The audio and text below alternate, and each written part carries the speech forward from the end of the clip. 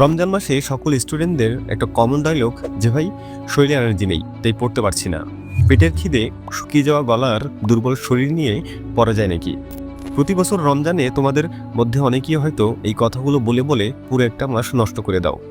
যদি তুমি মনে করে থাকো যে রোজা রেখেছো বলে সারাদিন বিছানায় শুয়ে শুয়ে মোবাইলে স্ক্রল করবে আর পরীক্ষার রেজাল্ট অটোমেটিক ভালো হয়ে যাবে, তাহলে সেটাই হবে তোমার সবচেয়ে বড় ভুল।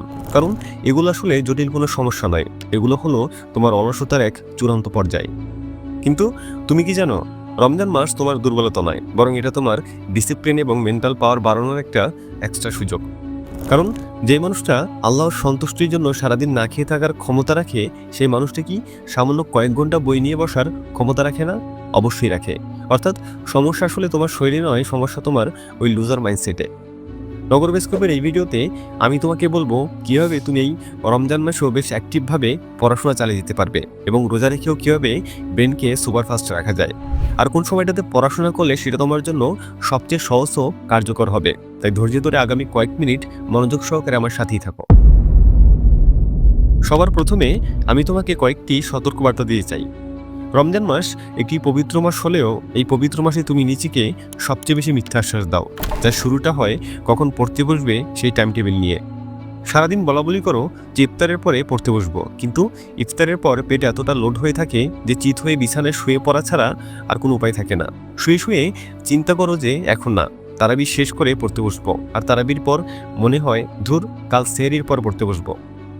অলসতার এই যে চক্র বা লুপ, এটা কিন্তু রোজা রাখার কারণে হচ্ছে না, এটা হচ্ছে তোমার ওই অলস মাইন্ডসেটের কারণে। অর্থাৎ তোমার সমস্যা এনার্জিতে না, তোমার সমস্যা হচ্ছে প্রায়োরিটিতে। তুমি রোজা রাখছো কিন্তু তোমার মস্তিষ্ককে অনুভব করাচ্ছ তুমি যেন অসুস্থ। অথচ সত্যটা হলো রোজা রাখা কোনো অসুস্থতা নয়, বরং এটা তোমার শরীরের জন্য অনেক বেনিফিশিয়াল।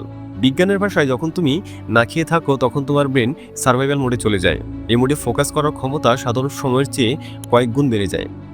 তাই এই মাসটা আসলে পড়াশোনার জন্য সবথেকে সেরা সময়, কারণ এই এক মাস তোমাকে খাবারের পেছনে সময় নষ্ট করতে হচ্ছে না। দুপুরে লাঞ্চের টেনশন নেই, কফির ব্রেক নেই।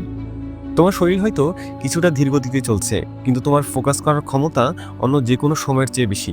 অথচ তুমি সেই পাওয়ারটাকে ব্যবহার করার বদলে বিছানায় পড়ে থেকে ফেসবুকে স্ক্রল করছো। এবার আসা যাক দ্বিতীয় পয়েন্টে, যেখানে বেশিরভাগ মানুষ ভুল করে নিজেদের এনার্জি নষ্ট করে ফেলে, আর সেই ভুলটা হলো অতিরিক্ত খাবার খাওয়া। শুনতে অদ্ভুত লাগলেও সত্য যে রমজান মাসে খাবারের প্লেট দেখলে মনে হয় যেন জীবনে কোনোদিন খাবার দেখা হয়নি। ইফতারের সময় যেভাবে তেলের ভাজা পোড়ার চিনিবর্তী খাবার খাও, তাতে তোমার ব্লাড সুগার রকেটের মতো উপরে উঠে যায়, আবার একটু পরেই নিচে নেমে যায়, আর একে বলা হয় সুগার ক্রাশ। আর যখন এটা হয় তখন তোমার ব্রেন পড়ার বদলে শুধু ঘুমানোর সিগন্যাল দেয়। তাই এক বসায় একসাথে অনেক খাবার খাওয়ার থেকে কিছুটা সময় নিয়ে খাবার খাওয়াটা উত্তম। এবার আসা যাক সেহরির ব্যাপারে। সেহরির বিষয়টা একদমই উল্টো। তখন তুমি একেবারে খেতেই চাও না, অথচ সেহরির সময় ঠিকমতো খাওয়া দাওয়া করাই সবচেয়ে বেশি ইম্পর্ট্যান্ট। কারণ সেহরিতে তুমি কি খাচ্ছ এবং কতটুকু খাচ্ছ সেটার উপর নির্ভর করে যে সারাদিন তোমার মধ্যে কতটুকু এনার্জি থাকবে। তাই চেষ্টা করো সেহরিতে ওটস, লাল চালের ভাত, ডিম খেতে। এগুলো শরীরে ধীরে ধীরে শক্তি দেয়। পাশাপাশি প্রচুর পরিমাণ পানি পান করতে হবে, কারণ এমনিতেই সারাদিন তোমার শরীর পানি শূন্য থাকে। তাই ইফতারের পর থেকে সেহরি পর্যন্ত যথেষ্ট পরিমাণ পানি পান করা অনেক গুরুত্বপূর্ণ। তৃতীয় পয়েন্টে আমরা কথা বলবো পড়াশোনার গোল্ডেন আওয়ার নিয়ে। আমার মতে রমজান মাসে পড়াশোনার সবচেয়ে ইফেক্টিভ সময় হলো সেহরির পর থেকে সকাল 8টা বা 9টা পর্যন্ত, কারণ খাবার খাওয়া ও নামাজ আদায় করার পর ঘুমের ভাব প্রায় কেটে যায়। অন্যদিকে যেহেতু তুমি মাত্রই খাবার খেয়েছো, তাই তোমার ব্রেনে যথেষ্ট পরিমাণ গ্লুকোজ ও পানি আছে। আর সবথেকে বড় কথা, আশেপাশের পরিবেশ তখন নিস্তব্ধ। তোমাকে ডাকাডাকি করাই মানুষগুলো ঘুমিয়ে পড়েছে, নোটিফিকেশন পাঠানোর মতো কেউ নেই। ওই 3-4 ঘন্টা সময় তোমার ব্রেন একটা সুপার কম্পিউটারের মতো কাজ করে। ওই শান্ত পরিবেশে 1 ঘন্টা পড়া দিনের অন্য সময়ে 4 ঘন্টা পড়ার সমান। তুমি যদি সকাল 9টার মধ্যে দিনের মেইন পড়াগুলো শেষ করতে পারো, তবে সারাদিন রোজা রেখে তোমার মধ্যে যে আত্মতৃপ্তি কাজ করবে সেটা তোমাকে পরবর্তী ইবাদতগুলোতেও শান্তি দেবে। আর যদি সকালে ঘুমিয়ে দিন পার করো, তবে দুপুরে যখন ঘুম ভাঙবে তখন দেখবে শুধু দিনটাই শেষ হয়নি, তোমার পড়াশোনার ইচ্ছাশক্তিও শেষ হয়ে গেছে। চতুর্থ পয়েন্টে আমরা কথা বলবো তোমাদের সবথেকে প্রিয় বিষয় নিয়ে, আর সেটা হচ্ছে ঘুম। আমি জানি এই পয়েন্টটা শুনে তোমরা হয়তো মনে মনে একটু খুশি হচ্ছ যে এবার হয়তো আমি তোমাদের ঘুমের পারমিশন দেব, কিন্তু মশাই খুব বেশি খুশি হওয়ার দরকার নেই। আমি তোমাকে একটা না 10 ঘন্টা ঘুমানোর কথা বলবো না, আমি বলবো পাওয়ার ন্যাপের কথা। রমজান মাসে তুমি রোজা রেখে পড়াশোনা করবে অথচ দিনের বেলা একটু বিশ্রাম নিবে না, এটা তোমার শরীরের উপর এক প্রকার জুলুম হয়ে যায়। তুমি সকাল 9টায় পড়া শেষ করে ঘুমোতে যাবে আর জোহরের নামাজের সময় উঠে নামাজটা পড়বে। নামাজের পাশাপাশি কোরআন শরীফ পড়তে পারলে তো আরও ভালো হয়। দুপুর 2টা থেকে 3টার দিকে যখন দেখবে ব্রেন জ্যাম হয়ে যাচ্ছে বা চোখে ঝাপসা দেখছো, তখন 30 মিনিটের একটা ছোট্ট ঘুম দাও। ঘড়িতে অ্যালার্ম দিয়ে ঠিক 30 মিনিট। এই 30 মিনিটের ঘুম তোমার ব্রেনকে রিস্টার্ট করবে, আর এটাকে বলা হয় ক্লিন স্লেট। তুমি যদি 30 মিনিটের কথা বলে 3 ঘন্টার জন্য কম্বল মুড়ি দিয়ে ঘুমাও, তাহলে ওই 3 ঘন্টা পর তুমি যখন ঘুম থেকে উঠবে তখন তোমার মাথা আরও ভারী লাগবে, শরীর মেজমেজ করবে এবং তোমার পুরো দিনটা ওখানেই মাটি হয়ে যাবে।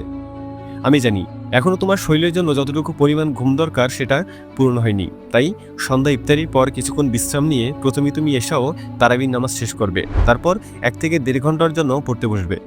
তারপর সেই পড়া শেষ করে রাত 11টা থেকে 11:30টার মধ্যে ঘুমিয়ে যাওয়ার চেষ্টা করবে। এই ঘুমটাও তোমার জন্য বেশ ইম্পর্টেন্ট, কারণ ঘুম থেকে উঠে সেহরি করে তোমাকে আবার পড়তে বসতে হবে। হঠাৎ যদি তুমি এই রুটিন ফলো করো তাহলে যা হবে তা হলো তুমি পড়া শুরু করার আগে বেশ কয়েক ঘন্টা ঘুমানোর সুযোগ পাচ্ছ। এরপর পড়াশোনা শেষ করে সকাল 9টার পর আবার বেশ কয়েক ঘন্টা ঘুমানোর সুযোগ পাচ্ছ, অর্থাৎ ঘুমের কোনো ঘাটতি থাকবে না। পাশাপাশি পড়াশোনা করার সময়ও তুমি বেশ এনার্জেটিক থাকবে। এবং এই রুটিন ফলো করে যদি তুমি পুরো রমজান মাস পড়তে পারো তাহলে আমি গ্যারান্টি দিয়ে বলতে পারি তোমার পড়াশোনায় একটু ব্যাঘাত ঘটবে না এবং বাকিদের চেয়ে তুমি আরও দ্রুত এগিয়ে যাবে। আশা করি ভিডিওটি ভালো লেগেছে। যদি ভালো লেগে থাকে তাহলে শেয়ার করতে পারো তোমার বন্ধুদের সাথে। আর এমনই সব লাইফ চেঞ্জিং ভিডিও পেতে সাবস্ক্রাইব করে নগর বাস্কপের সাথেই থাকো। আজকের মতো এখানেই বিদায় নিচ্ছি। এতক্ষণ ধরে সাথে থাকার জন্য ধন্যবাদ।